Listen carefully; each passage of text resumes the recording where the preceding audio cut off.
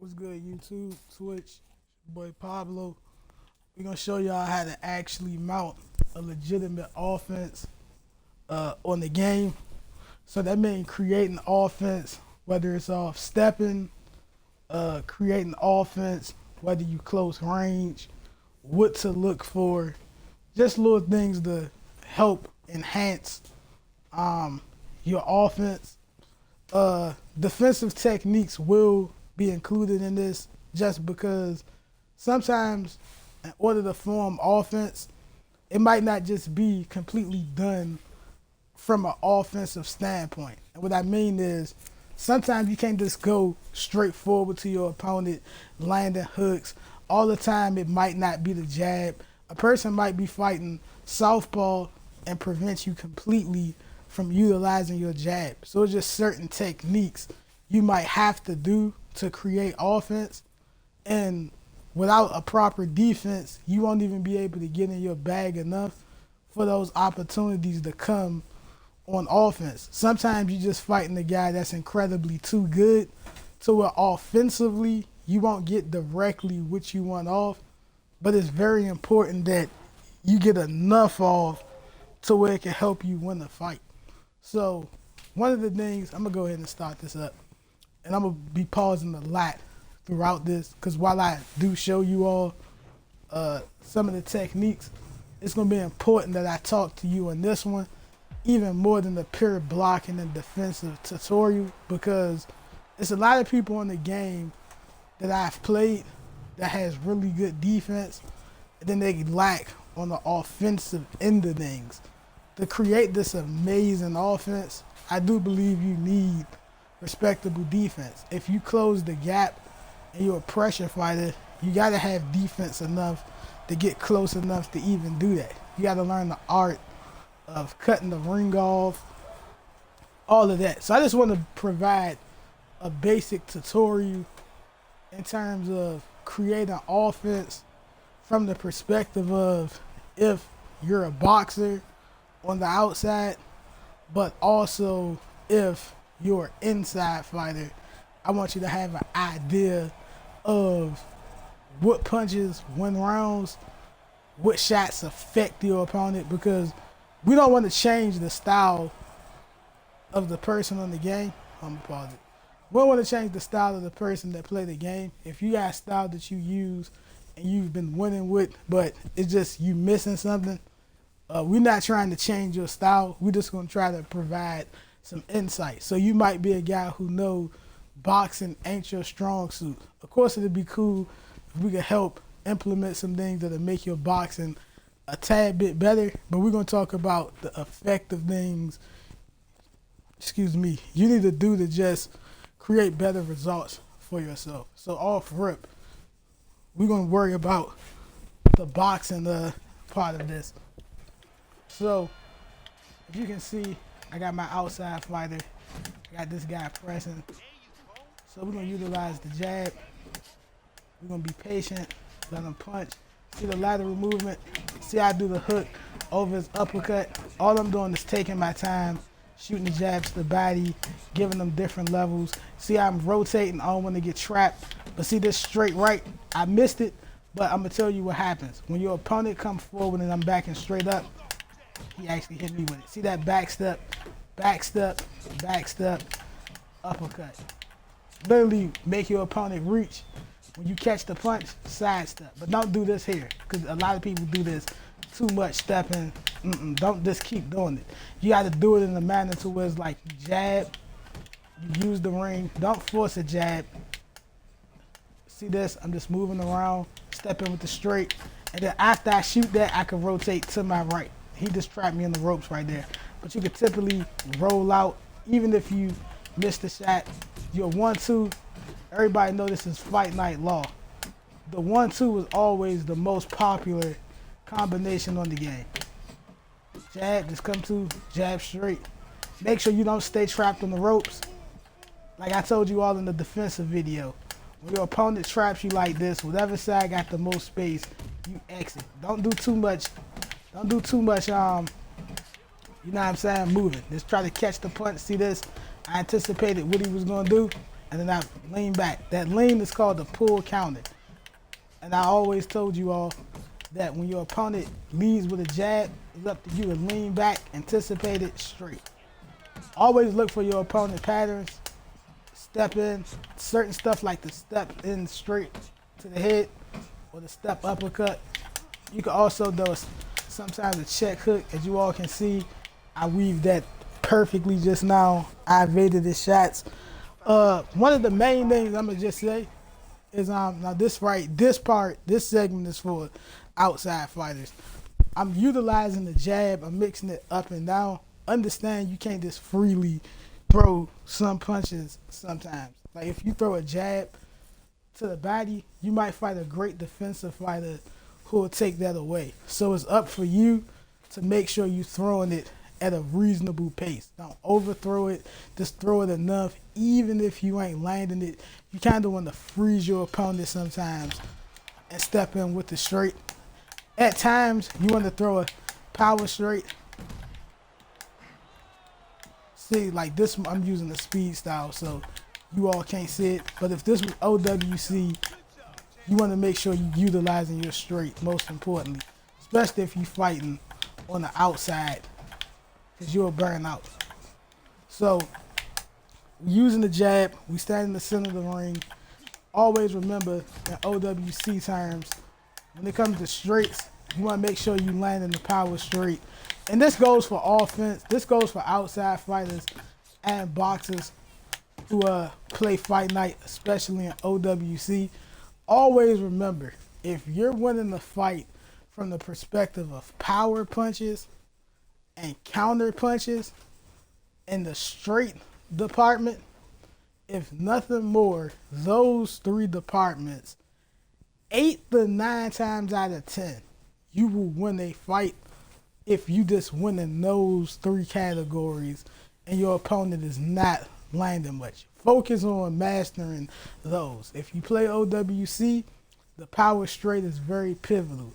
If you play head to head, obviously the 1-2, the regular straight, is pivotal. The difference with OWC and head to head is OWC, you don't have to work as hard for a punch to go through. It's like everybody got stamina. Certain block styles cater for what you like to do. You know what I'm saying? Fully come in the circle. Head to head is more of the skill element. OWC is more of the spam element.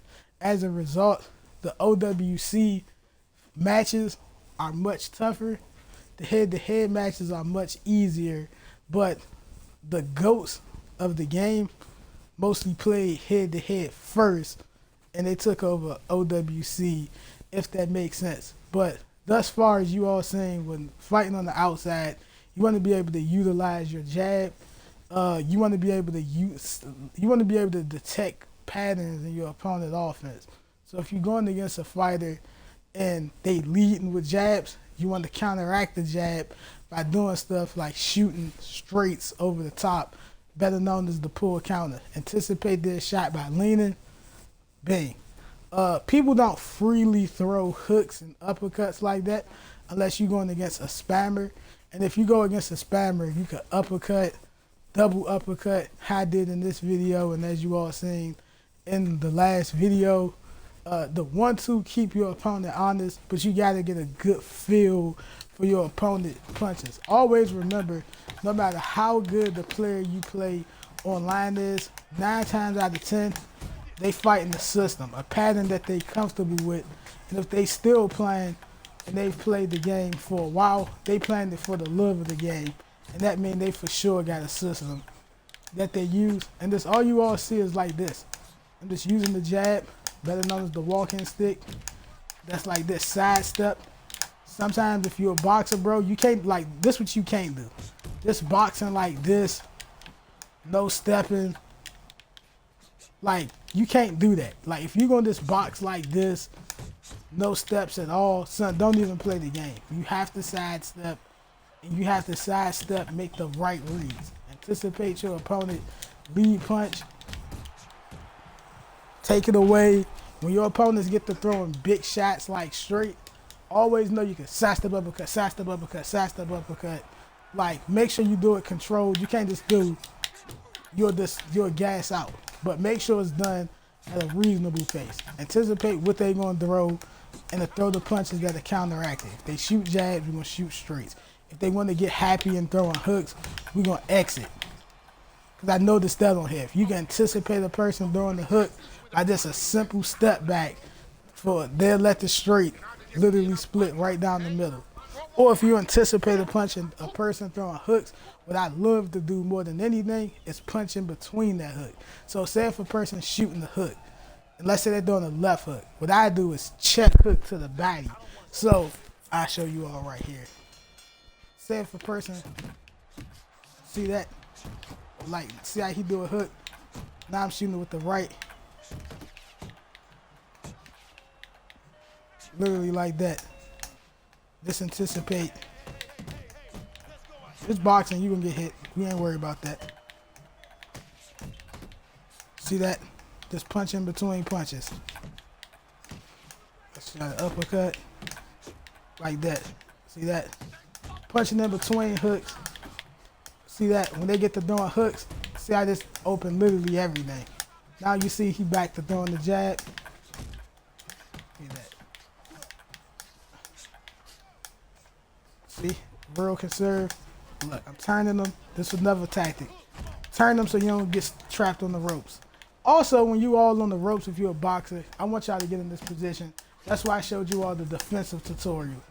I want y'all to keep watching certain elements to create the offense, but I want you all to know that you go and fight people who's really good at cutting the ring off. You can't always fight a scary fight. So overall, what I would say is, and I'm gonna then show the inside fighter, and then I'll do a recap. What I would say is, if you're a boxer, you need to work on your sidestepping and you need to work on your backstepping.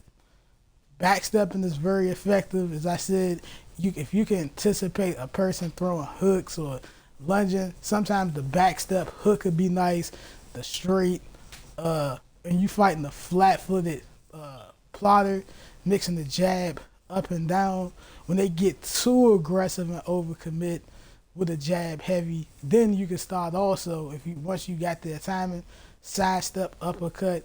At that point, you could blend them with whatever. But when they get rough, don't just stop punching because you uncomfortable. You got to actually make sure that whatever you're doing is the right read, and you got to take your time. Don't do too much stepping. Sometimes you could just be in the center of the ring, not stepping, just catching the shot, move here and there, and then when your opponent get too excited, then you can step. That's actually the benefit of not forcing steps or forcing offense early, because I had a lot of fights to where I maintained stamina and it was rough.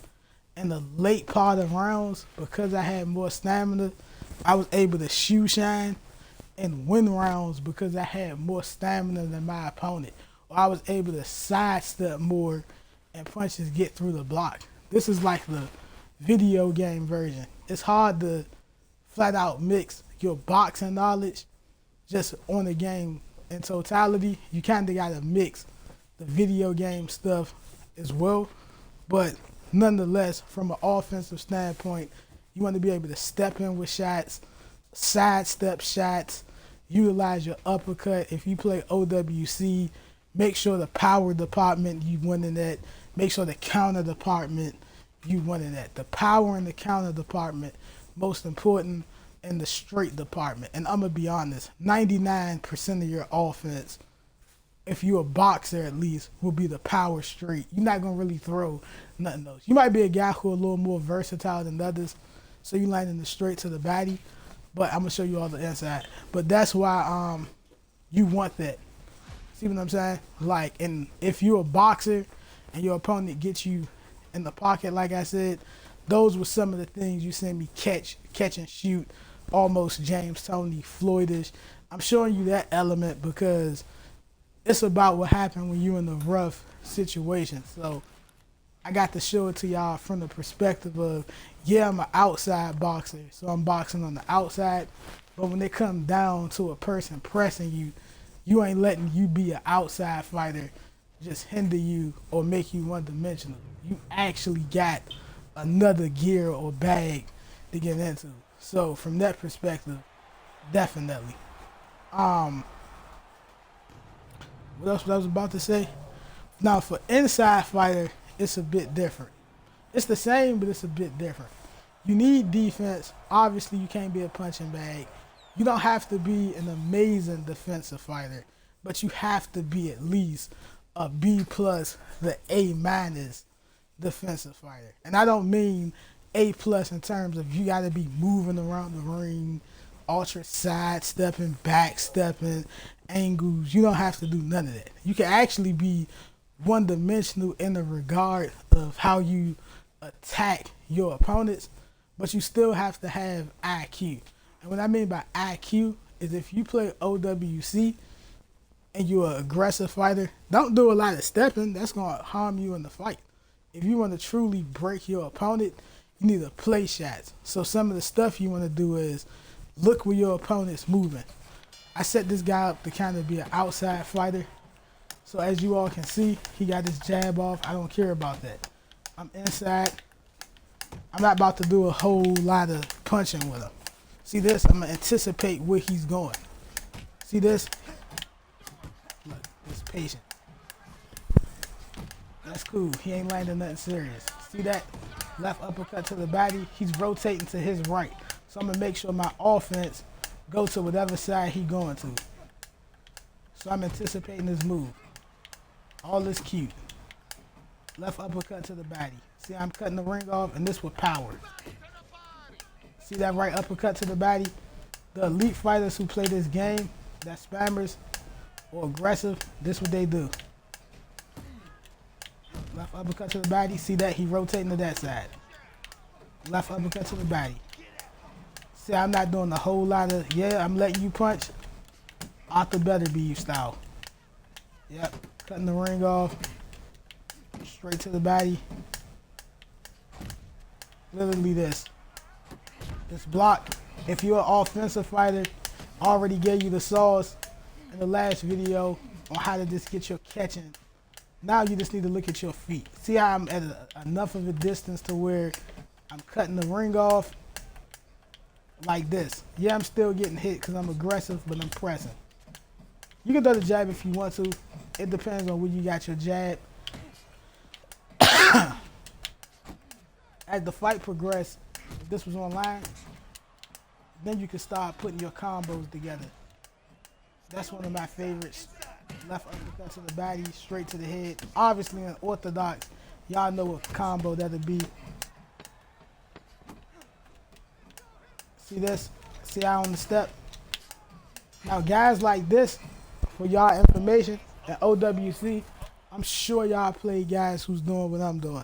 I'm not sidestepping at all. And it's like some of these early rounds, you would probably lose in the fight. What always happens is when you go against a guy who used the ring, when you make the ring smaller and they're not really doing a lot of damage, that's really the danger zone for them.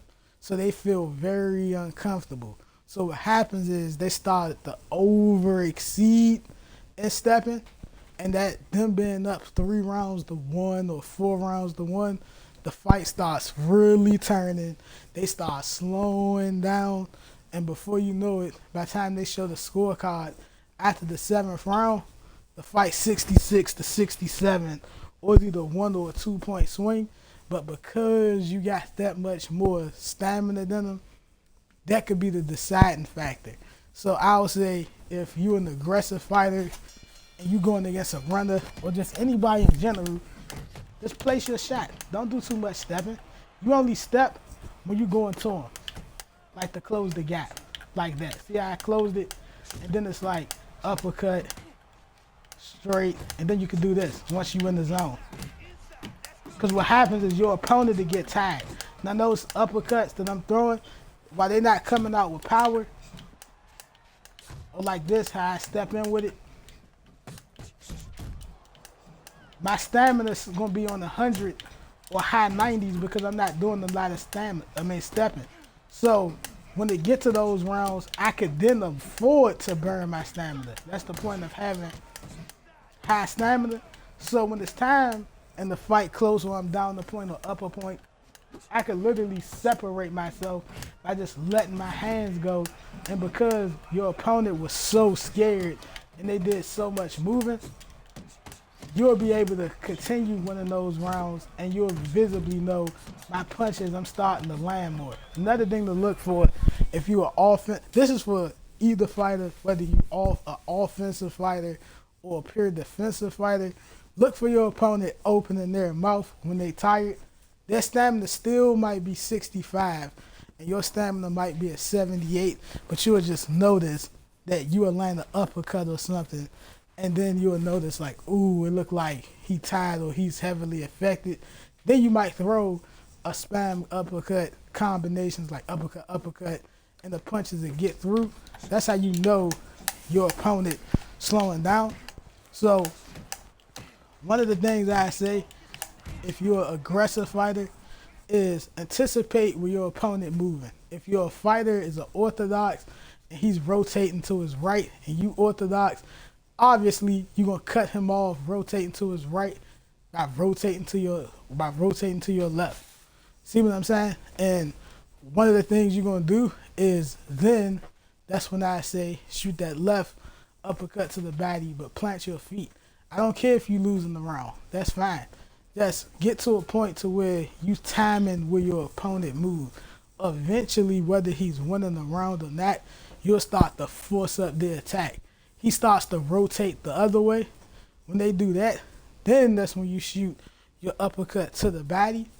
Now, the right uppercut to the body planted. What's interesting is once you start trapping your opponent, the natural human thing to do is to rotate obviously to the opposite side. So if I got hit on this side, I'm gonna go here. Here's what they don't know. Once you start to get them in the rhythm to where you in your bag and you kind of slowing them down, they burning more stamina. Now they're going to that side, you hitting them. Now instead of them rotating to their left, eating the right to the body, then when they roll back to the opposite side, now they hitting the left hand. Then it's like, shoot, I don't know what to do. They panicking. They know they gassing out. Then they get hit back on the right side. They go there. Then you get them to a point of they confused. That's when you close the gap, really place your shots, take your time. And whether it's a tough fight or not, you having the stamina edge will be the X factor. So always know on here, as long as you can keep your stamina high in fights, that could be the X factor in a lot of close fights. Straight to the body. Some of these combos like that, as you all know, that's called the up down. When you just mix punches up, your combination of 20, everything get through the block. When your combination is high, that's what happened. But the overall concept on offense, I would say, is close the gap. Close the gap. Don't do too much stepping. Take your time. Keep your stamina high enough to where when your opponent's stamina does get low, now when they do throw a punch like a jab, you have enough stamina. So when you do sidestep after wearing them down and maybe shoot a hook over the top, now you'll truly have them in the state of they don't really know what to do. They burnt out, and you probably having the strength advantage, or you're going to be physically stronger than them at least at that point in the fight. You punching over the top, you're going to be getting stuns, knocked down. And if you're an inside fighter, make sure you use brawler or inside fighter. Personally, use inside fighter. Same with the guys who fight on the outside. If it's OWC, use inside fighter. If you want to be more versatile, I go brawler. Always said brawler is more of a Canelo style. And fight night terms, we talking fight night terms, not real life terms. In fight night terms, brawler is more Canelo. Inside fighter is more along the lines of Triple G, Arthur Betterby. You won't particularly feel special using it, but you'll never feel hopeless at any point. While brawler, you're going to feel really good with your performance, But when you lose in a fight, you gonna feel like I should have had inside fighter. You'll never have that feeling with inside fighter. You might not particularly feel the best, but because everybody use it, it's almost like an even playing field.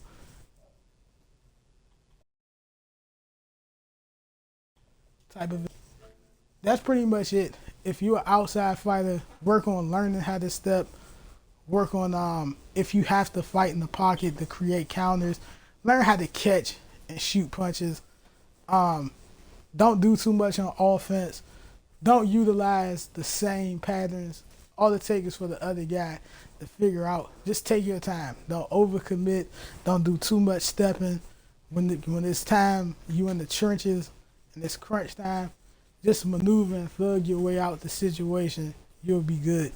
If you fighting on the inside, and same with outside fighter, well, guys who boxing on the outside, make sure you know how to punch in between punches. We already went over that.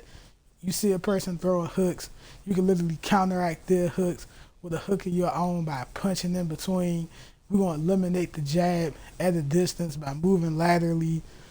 Even if you are an inside fighter, if a person's shooting the jab, you can still cut the ring off and anticipate maybe shooting the hook over the top, depending on where they step, just placing your shot. So overall, that's what it is. Just if you're an inside fighter, work on closing the gap. Don't do too much stepping. Don't do too much punching. Just break your opponent down, cut the ring off, trap where they're going. Eventually, it'll pay off. Sometimes you go against a guy that's just great. It comes with the territory, whether you're on the outside or inside. But I guarantee at the minimum, if you follow these tips, you'll definitely win more. I can't guarantee the success you have because you got to practice it, but you'll definitely win far more than y'all doing now. So, yeah, we out here.